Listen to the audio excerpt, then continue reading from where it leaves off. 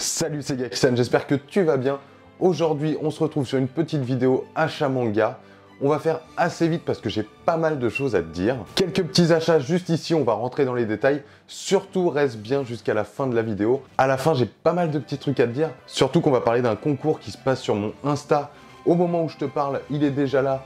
Tu pourras aller voir. On va pas perdre trop de temps. On passe sur les achats manga du mois d'avril. C'est parti.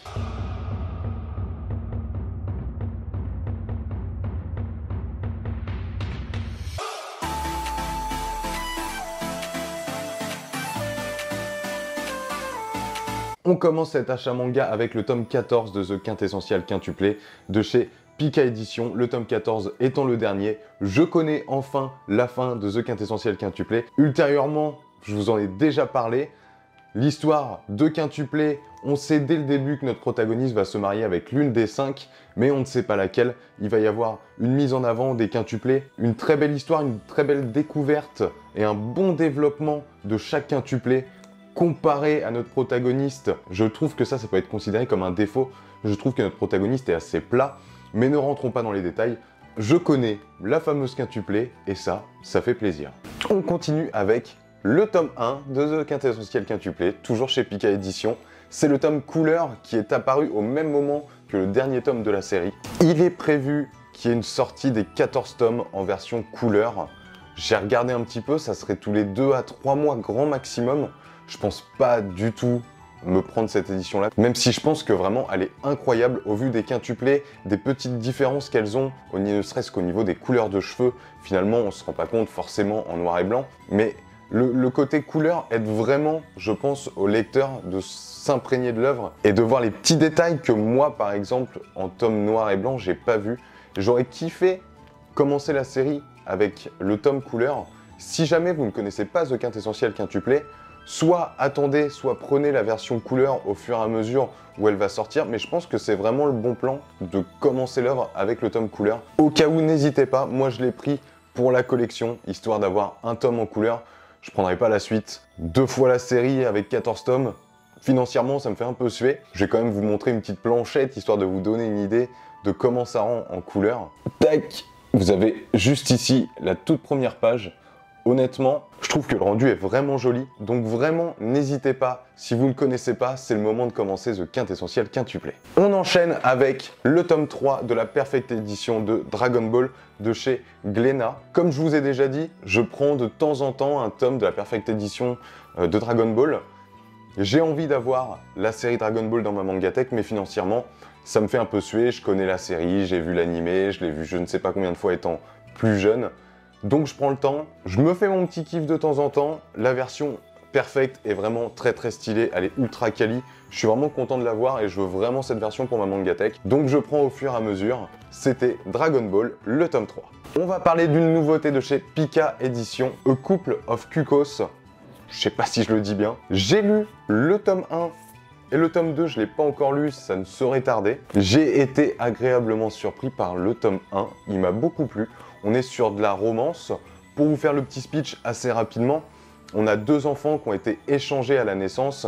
Il y en a un qui se retrouve avec une famille assez pauvre et l'autre une famille plutôt aisée. Et finalement, les 2 familles vont se retrouver et vont se dire, ce qui est complètement pas normal d'ailleurs, mais ils vont se rendre compte que les enfants ont été échangés et ils vont se retrouver à avoir la meilleure idée du monde, fiancer leur gamin. Ce qui me fait beaucoup penser à Ranma 1/2 que j'avais adoré étant gamin. Et j'ai plein de petits flashs par rapport à ça, dans le principe où, voilà, malheureusement, on les oblige à se fiancer, puis plus tard à se marier. Mais on va avoir une vraie évolution de nos 2 protagonistes et voir vraiment leur relation s'améliorer et voir finalement comment ça va se terminer. Et je sais pas, je retrouve vraiment ce petit côté Ranma 1/2 et je pense que c'est le côté sentimental qui prend le dessus certainement sur l'œuvre. Mais en tout cas, pour le moment, le tome 1 m'a beaucoup plu.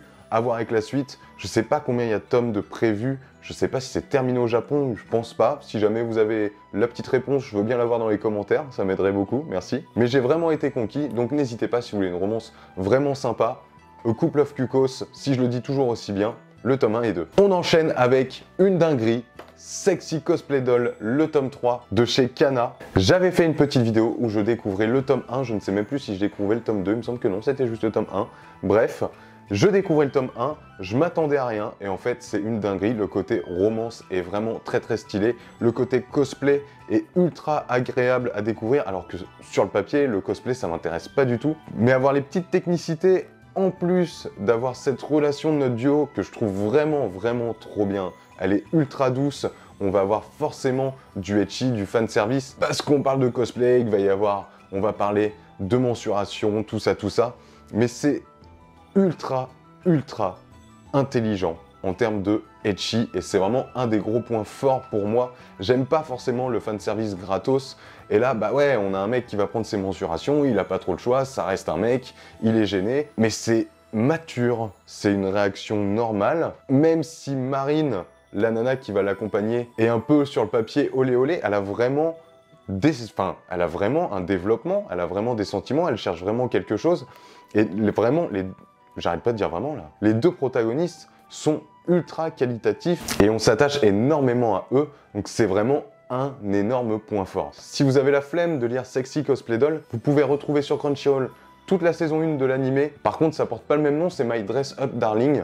Mais en termes d'animation, j'ai commencé à regarder quelques petits épisodes pour me faire une idée. C'est vraiment stylé, vraiment, il n'y a que du bon sur Sexy Cosplay Doll. Pour continuer, Love X Dilemma, le tome 3 de chez Delcourt Tonkam. Et là, c'est un petit peu le côté inverse de Sexy Cosplay Doll. Pour le moment, je n'ai lu que le tome 1, mais j'avais déjà vu la saison 1 en animé. J'avais été vachement mitigé. J'ai quand même envie de voir la suite, donc c'est pour ça que je me prends les tomes, et je suis assez satisfait de l'avoir dans ma collection. Les planches sont plutôt jolies, mais l'histoire, sur le papier, est pas folle.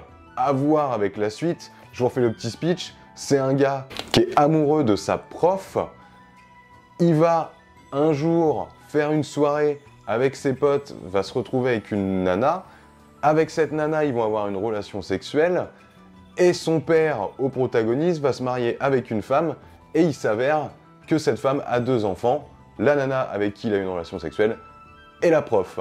Et forcément, il va y avoir des situations où le ecchi prend sa place. Le développement des personnages était pas trop mal, mais comparé à un Sexy Cosplay Doll, c'est quand même un cran en dessous. J'attendrai de voir la suite. En tout cas, le tome 3, je l'ai pas lu pour le moment. J'attends, hein, j'ai le temps, j'ai vu toute la saison 1, donc je sais ce qui va se passer. Donc je prends mon temps. Je les lirai plus tard, mais en tout cas, c'est pas mauvais, mais sur le papier, c'est pas incroyable. Je sais qu'il y en a qui adorent, mais j'attends de voir. Peut-être qu'en bouquin, je vais mieux apprécier l'œuvre, même si voilà, je suis vraiment en train de la comparer à Sexy Cosplay Doll, mais sur le papier, c'est pas mauvais. En tout cas, on en reparlera une fois que j'aurai rattrapé, du moins, la saison 1 de Love X Dilemma et lu la suite. Voilà. Nozokiana, le tome 1 et 2 de Kurokawa. Je continue cette série, je vous en ai déjà parlé aussi, l'histoire d'un trou dans le mur et 2 voisins qui vont s'épier et il va y avoir un jeu.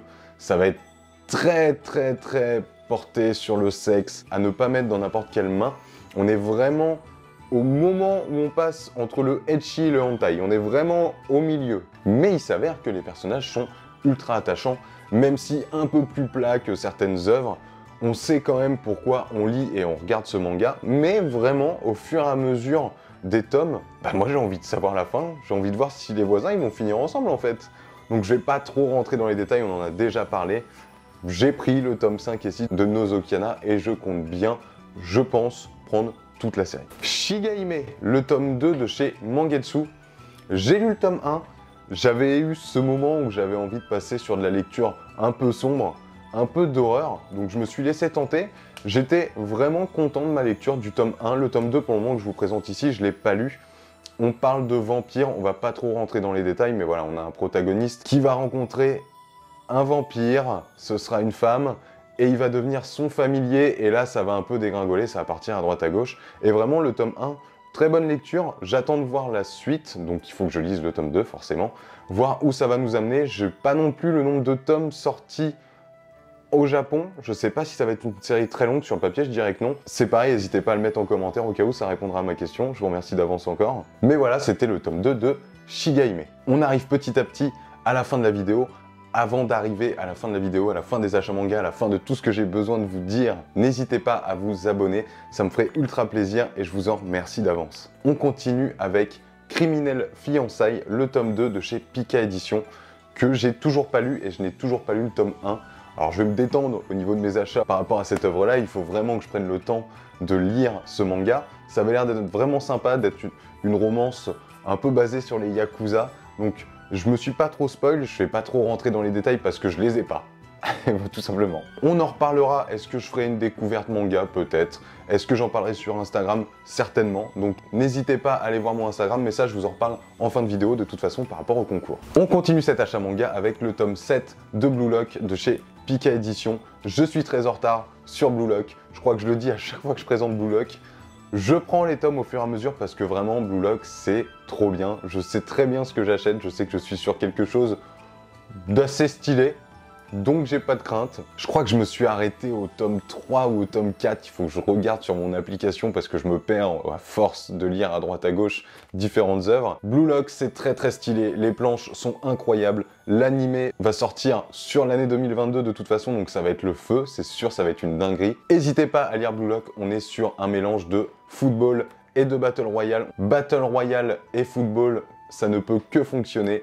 Je vous recommande vivement de lire Blue Lock, c'est une dinguerie. Faites pas comme moi, lisez quoi, ne faites pas que acheter. On enchaîne avec le tome 13 de Time Shadow, qui n'est autre que le dernier tome, et vraiment, Time Shadow, c'est trop bien. On est sur une lecture assez compliquée parce qu'il y a beaucoup de retours dans le temps, un petit peu à la Re:Zero pour citer un isekai connu, même si là on n'est pas du tout sur de l'isekai par contre, hein. À contrario, on est vraiment sur quelque chose de classique, mais notre protagoniste, il va se passer un peu la même chose que dans Re:Zero. À un moment, c'est pas du spoil puisque ça arrive assez vite, il va mourir, retourner dans le temps et il va devoir rectifier les choses pour pouvoir avancer. Ce qui est pas mal, c'est qu'étant donné que la série maintenant est terminée, vous pouvez enchaîner vos lectures et vraiment, je pense que ça aide parce que moi, lire un tome tous les 3 mois en oubliant un petit peu ce qui s'est passé avant, c'était pas facile. Vraiment, en termes de lecture, c'était assez compliqué. Il y a l'animé aussi qui doit sortir en 2022 si vous avez la flemme de lire. Je vous recommande de regarder l'anime qui va sortir, je pense que ça peut vous plaire. On enchaîne avec 3 mangas d'un coup, et on va pas vraiment rentrer dans les détails des mangas, je vous explique. Ces 3 mangas de chez Noevgraphs, c'est de leur collection XS. La collection XS, qu'est-ce que c'est? C'est une collection de mangas un peu moins qualitatifs. Alors quand je dis ça, c'est qu'il va vous manquer cette cover que vous pouvez enlever sur les mangas, parce que là, impossible d'enlever, c'est accroché. Bref, si c'est que ça va, et il y a quasi que ça en fait. C'est juste des mangas un peu moins qualitatifs en termes de pages de couverture, mais par contre, en termes d'épaisseur, on est sur quelque chose, ça va se valoir, parce qu'il y a quelques mangas qui sont très peu épais et qui vont coûter entre 7,50 € et 8 balles. Là, on est sur 3,95 €, si je dis pas de bêtises. Niveau épaisseur, ça va. Après, en termes d'œuvres, j'en sais rien. J'ai pas lu encore les 3 qui sont ici. Je vais vous les présenter assez rapidement. Et quand je dis assez rapidement, c'est que je vais vous parler des noms. Wouh! Ozuki, le stoïque, le tome 1. Copélion, le tome 1. Et ça, j'arrive pas vraiment à le lire. Et vous allez voir pourquoi. Elegant Yokai Apartment Life. Apparemment. Je sais pas. Je vous laisse lire. Vous me direz si le titre, c'est bon, ça vous va. Pourquoi je rentre pas dans les détails, c'est que pour le moment, je les ai pas lus et je veux prendre le temps de lire les 3 assez rapidement et à peu près en même temps pour pouvoir en parler sur Instagram sur une seule semaine, faire 3 posts et voilà, et vraiment être dédié à la collection XS de chez Noevgraphs. Je sais pas ce que ça va donner au niveau des parutions, le temps de parution, tout ça, mais franchement, pour 3,95 €, ça fait plaisir. Ça fait plaisir.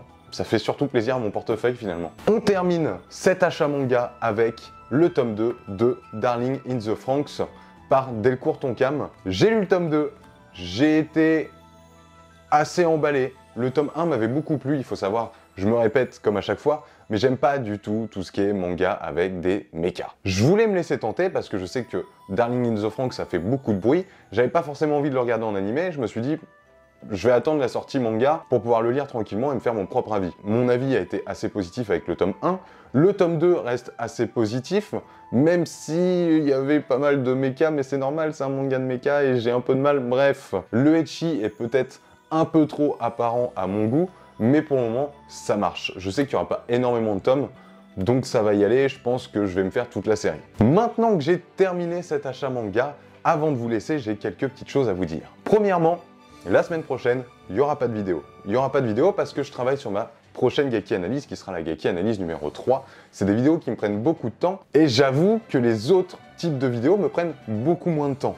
Mais il faudrait que j'en fasse beaucoup pour avoir plus de vues, plus d'abonnés, blablabla. C'est pas vraiment comme ça que j'ai envie de faire fonctionner ma chaîne. Ce que j'ai remarqué qu'en faisant mes 2 dernières Gaki analyses, qui sont certainement les vidéos qui fonctionnent le moins parce que YouTube ne me met pas en avant, puisque forcément mon titre c'est Gaki analyse. Qui parle de Gaki analyse à part moi? Je pense quasi personne.